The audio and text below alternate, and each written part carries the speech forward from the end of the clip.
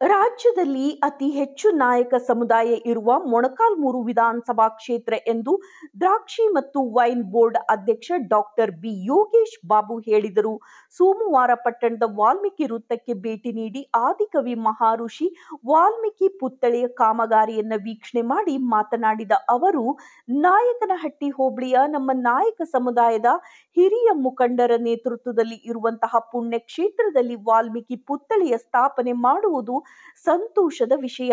ಐತಿಹಾಸಿಕ ಶ್ರೀ ಗುರು ತಿಪ್ಪೇರುದ್ರಸ್ವಾಮಿ ಪುಣ್ಯ ಕ್ಷೇತ್ರದಲ್ಲಿ ಆದಿಕವಿ ಮಹರ್ಷಿ ವಾಲ್ಮೀಕಿ ಪುತ್ಥಳಿ ಸ್ಥಾಪನೆಯಾಗುವುದು ಹೆಮ್ಮೆಯ ಸಂಗತಿ. ಪ್ರತಿಯೊಬ್ಬರೂ ಮಹರ್ಷಿ ವಾಲ್ಮೀಕಿ ಅವರ ಆದರ್ಶ ತತ್ವ ಸಾಮಾನ್ಯ ಜನರಿಗೆ ತಿಳಿಸುವಂತಾಗಬೇಕು ಎಂದರು.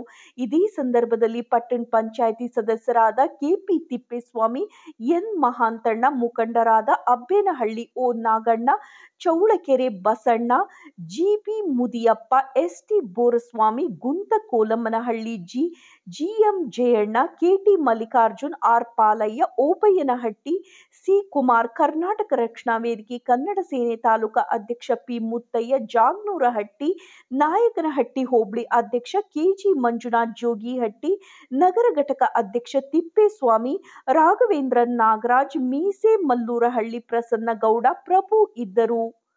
ವರದಿ ಕೆಟಿ ಓಬಳೇಶ್, ನಲಗೇತನಹಟ್ಟಿ.